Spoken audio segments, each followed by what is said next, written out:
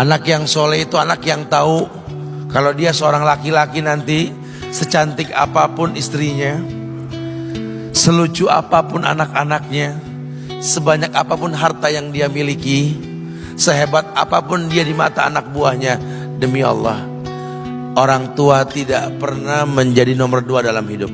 Ini banyak orang yang suka salah ini. Cuma gara-gara dunia, orang tua panjang mata menanti kedatangan anak. Jangan, ya, jangan. Anak yang soleh tahu sekali, sampai kapanpun ibumu, ayahmu, sampai kapanpun. Dunia nggak membuat dia lupa ada berkah keramat dunia hidup di atas muka bumi ini. Dia nggak repot datang ke makam-makam para wali. Orang tua nomor 1 yang dia temui. Ini orang hebat. Ini banyak di antara kita, makam-makam didatengin, di mana saja didatengin, ngalap berkah. Orang tua panjang mata, berlinang air mata menanti, mana anakku? Mana pohon yang pernah kutanam? Mana pohon yang pernah kurawat? Kudengar dia sudah mulai berbuah, ingin kurasakan buahnya. Berani mengeluarkan dana jutaan untuk hal-hal yang gak disyariatkan. Ini orang tua panjang mata. Rela ndak rela, orang tua kita akan mendengar dan melihat. Ma, aku pengen nikah, aku pengen berkeluarga, Ma. Ya orang tua ya seneng lah.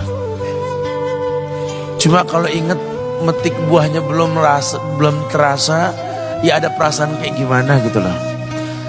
Karena dia tahu setelah ini dia akan menikah. Bahwa anak orang ada kehidupan yang berbeda yang bakal dia rasa. Orang tua makin hari makin rentan, bukan makin seger. Yang perempuan dibawa orang, ya Allah. Baru kemarin perasaan mainin poni, ini anak perempuan kita, betul. Baru kemarin mainin kepangan rambutnya, ya Allah.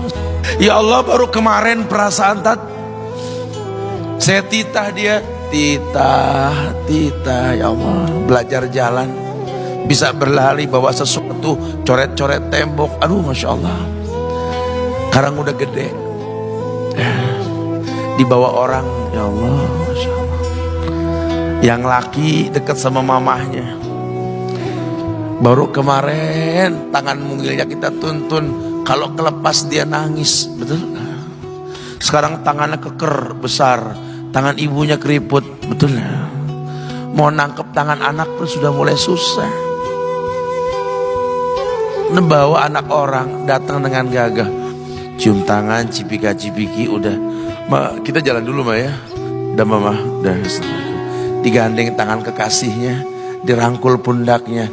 Ini anak laki ndak tahu ibunya kayak diiris-iris jantungnya. Dia lihat tangannya yang keriput, ya Allah. Udah berapa lama tangan ini nggak dibawa sama anak ini?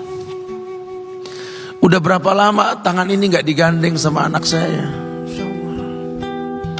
Kita merasa bangga akur merangkul istri kita, ibu kita ngelihat pundaknya. Udah berapa lama pundak ini gak dirangkul seperti itu, ya Allah. Dulu aku berdandan secantik-cantiknya, ku dandankan anaknya, ku bawa di hadapan kawan-kawanku bangga. Lihat anakku. Tapi dia gak pernah berdandan rapi membawa aku ke hadapan teman-temannya. Lihatlah ibuku.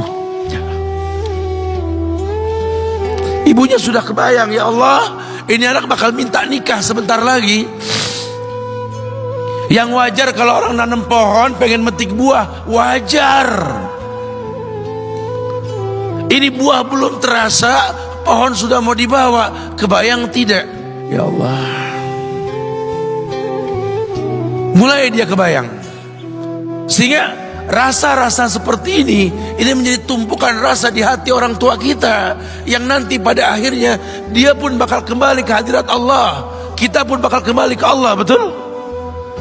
Sementara yang namanya kemuliaan datang dengan cara sabab yang benar. Ridallah fi ridal walidain wa sukhtullah fi sukhtil walidain. Ridanya Allah ada di ridho orang tua, murkanya pun sama.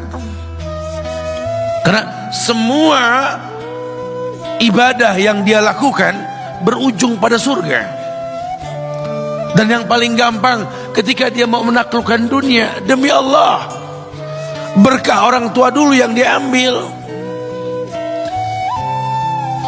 Ini dirasa oleh orang mulia yang Nabi katakan, innahu min ahlis sama, innahu min ahlis sama. Manhu? Siapa dia?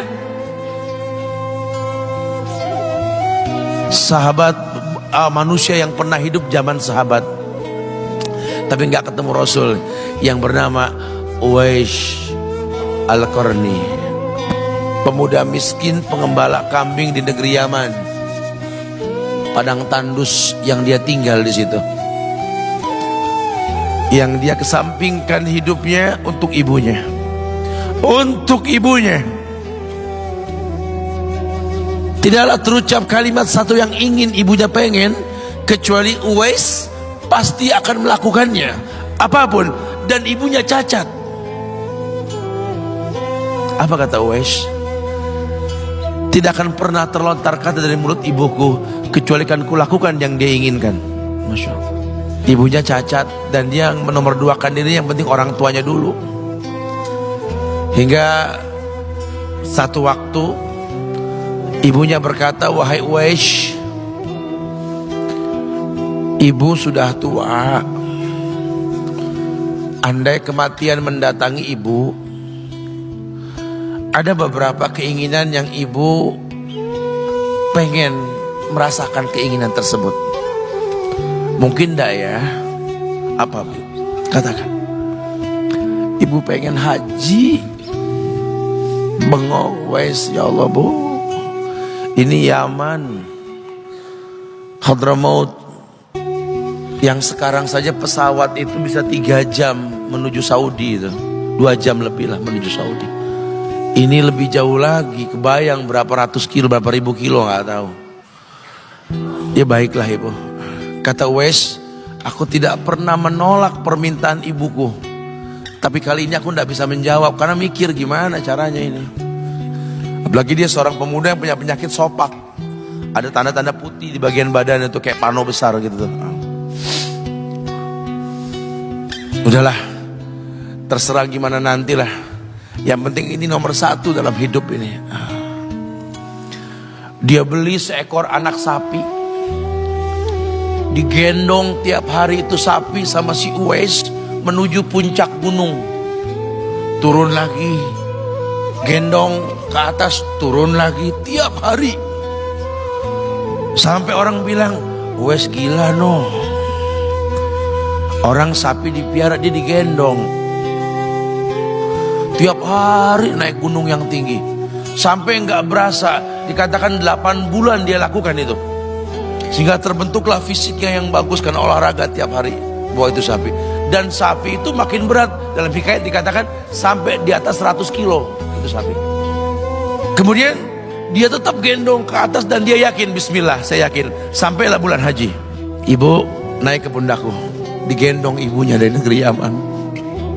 Subhanallah, gak ada yang gak mungkin. Lihat, dibawa ibunya ke Mekah, bertawaf di Ka'bah, dunia menyaksikan.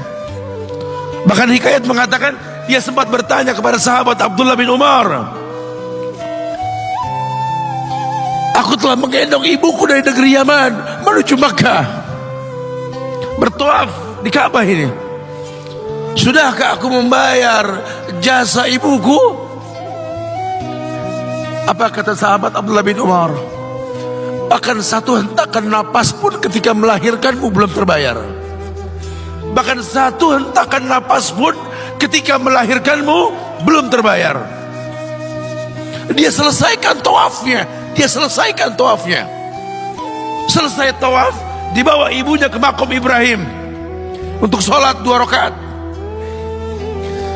Selesai sholat, dia angkat tangan, dia berdoa kepada Allah, ya Allah, ampunkanlah ibuku ya Allah. Ampunkan ibuku ya Allah. Masukkanlah dia ke sorgamu ya Allah. Masukkan dia ke sorgamu ya Allah. Ibunya berbisik, Uwais, sudahlah, mintalah pada Tuhanmu ampunan untuk dirimu dan sorga untukmu. Wallahi wahai ibu, Allah ampunkan kamu, Allah masukkan kamu ke sorga, cukup untukku. Ridhomu yang kubutuhkan wahai ibu. Lihat, manusia saleh, hasil doa Rabbi habli minas solihin. Lihat, makanya ketika Nabi mengatakan innahu min ahli sama, ini manusia penghuni langit. Umar, Ali, temui Uwais.